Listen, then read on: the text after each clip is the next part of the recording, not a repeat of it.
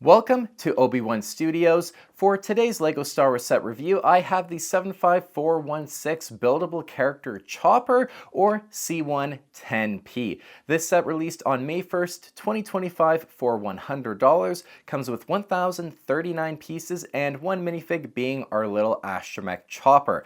This set is one that I just didn't expect LEGO to ever make. I never thought we'd get a buildable character version of Chopper, and he's just a droid with so much personality, so this set is one that when it was announced, I just was so excited for, and I can't wait to unseal it and review it for you guys.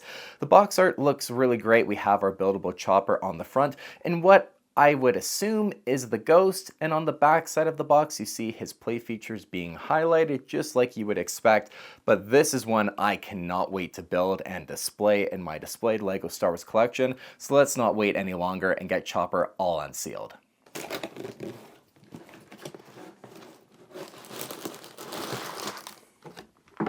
Alright, with the set unsealed, we have our instructions manual, which does have a cool page when you open it up at the very front, which shows Chopper in universe versus our buildable character Chopper, which is pretty cool. And then we have a sticker sheet, which has a lot of stickers on it, but should add a ton of detail to the build. And then 7 total numbered bags. I'm going to go now and just really enjoy building Chopper, probably rewatch Ahsoka or something like that, and I'll check back in with you guys once Chopper is all complete. Alright, I've completed Chopper, but first let's take a quick look at the display plaque and stand. The display plaque is printed and it looks great. It's just right in line with what we'd expect from LEGO for a buildable character set.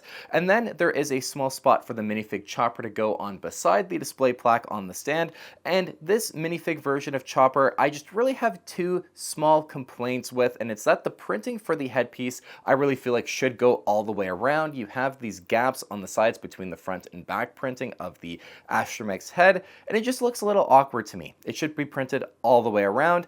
And the other is the actual leg pieces, which are all in gray, but if you look even at the full-scale version of Chopper that we have for the build, you have one leg which is mainly white and then one leg that is all gray. So I just feel like that should be more represented with the minifig version. Give him the right leg in all white, the left in all gray. It just would look better. But otherwise, the printing looks great. The details are all there, nice and accurately represented in the minifig.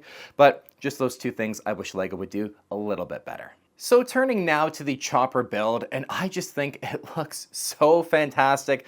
I never thought we'd be here actually seeing a buildable Chopper come from LEGO, and in general, I think it just looks so cool. It looks so fantastic. The color scheme is really great as well because you don't get a ton of LEGO sets that have this bright orange as a main color component out of them, at least for LEGO Star Wars. So it's definitely eye-catching, and it just looks fun. It looks so much like Chopper. I just am so excited to actually display this set, and I think it's honestly probably my favorite set of 2025 so far. There is, however, one weird design choice with the build that to me looks very, very off, and it's such a simple fix. I don't understand how the design team didn't catch it, but it's with the yellow striping on Chopper's head. Where it goes with the one primary sensor on the left side of his head, it's clearly too tall. If you look at any shots of Chopper, that stripe does not go anywhere near the top of his head, and it ends basically just above that one sensor. And kind of what I think is a little bit embarrassing for the design team is that when you open up that instructions manual, there is that comparing shot between Chopper from Ahsoka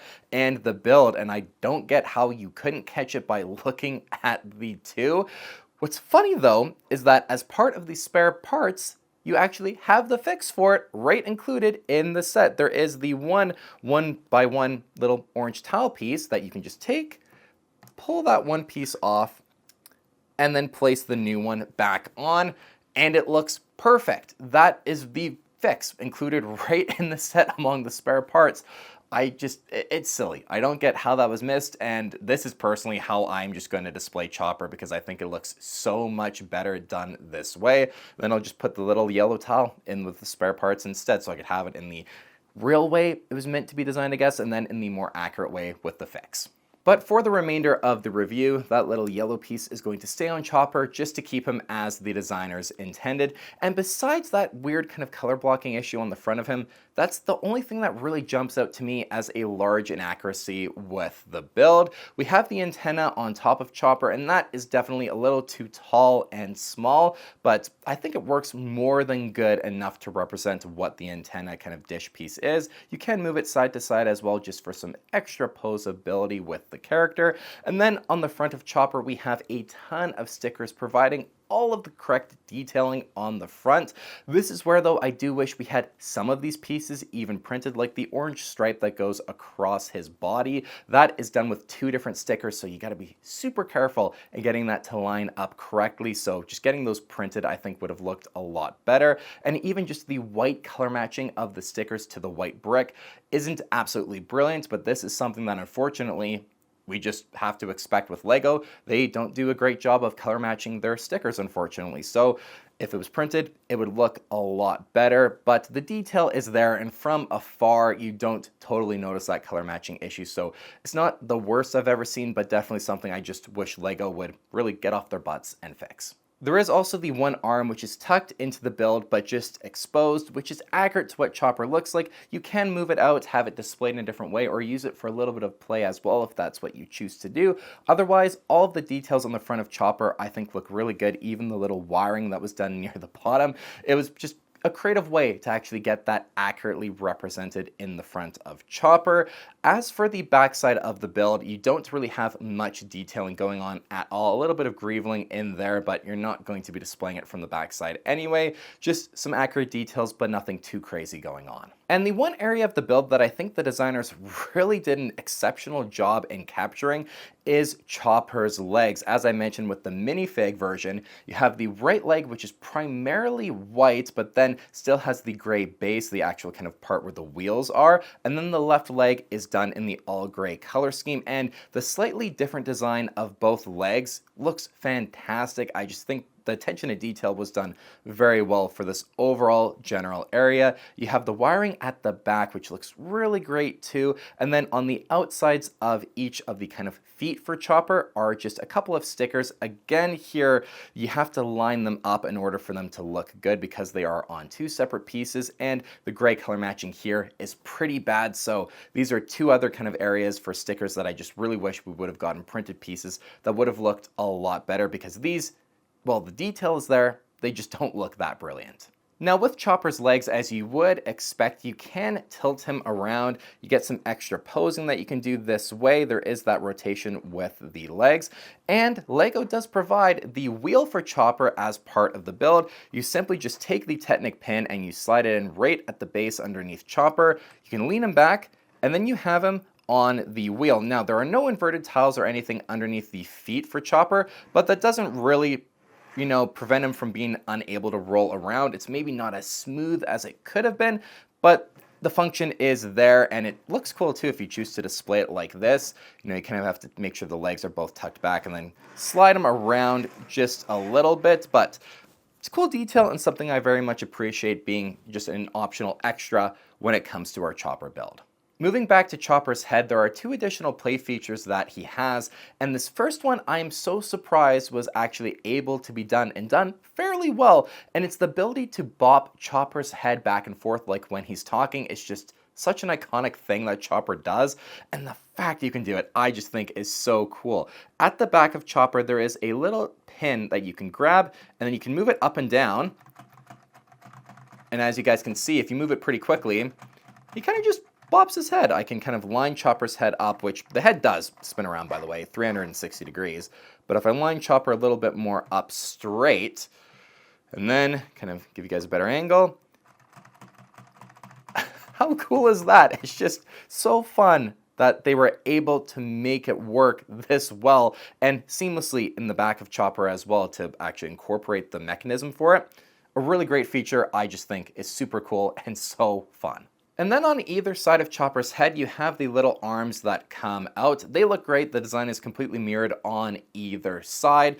They have a ton of posability too that you can do with them. The one thing that I've noticed though is the connection point to the base of Chopper's head can kind of easily pull off and get loose. So sometimes if you move them around, they might just fall off on you.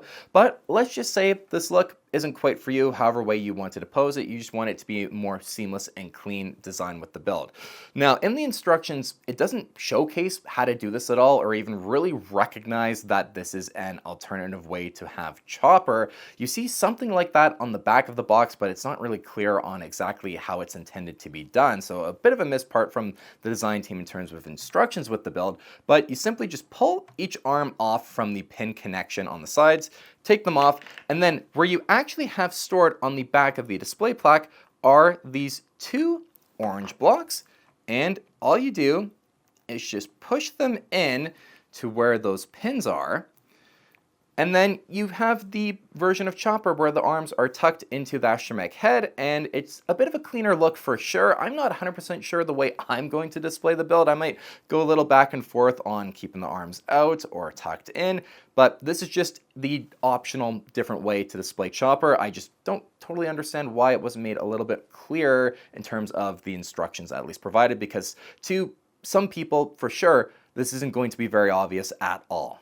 So now we're at the point in the review where I want to talk about the price point for Chopper being $100. In theory, it makes sense because the buildable character R2-D2 is also $100. Both astromech droid builds, $100 for each. But when you place Chopper beside R2-D2, you just can't help but feel that you're not getting the exact same value between the two sets. Chopper on its own at $100, you could probably say, okay, it kind of makes sense for, the build.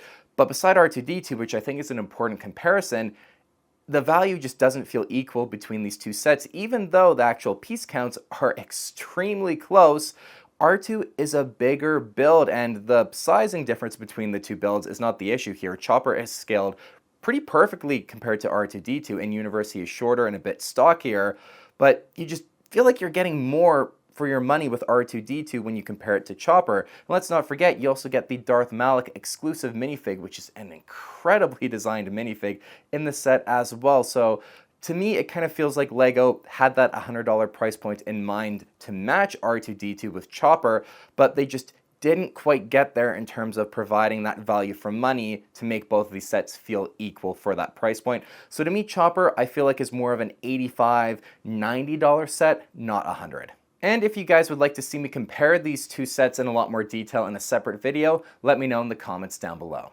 Chopper is an astromech droid with so much personality, and it makes me really happy to say that that personality is represented in the build. All of the features, the actual design of it has exceeded my expectations of what a buildable Chopper would actually look like. It is truly a great set. So for the Obi-Wan Studios set rating, this one is getting a 9.4 out of 10. I just feel like it is priced a little too expensive for what you're actually getting. It just doesn't feel like it really lands on that $100 price point in terms of the value. And then just a silly mistake with that yellow striping on the front that just should not have passed the final approval stage at all. And then the quality of the stickers, maybe some printed pieces or something just to make it better, I feel like would have made it closer to that 10 out of 10 score. So for me, 9.4 is where the buildable Chopper lands.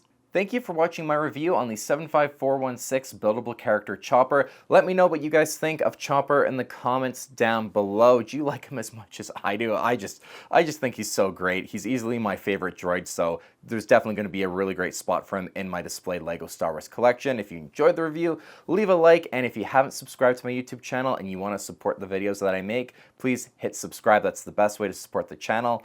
My name is Justin. Thank you again so much for watching, and I'll see you on the next LEGO Star Wars review on Obi-Wan Studios.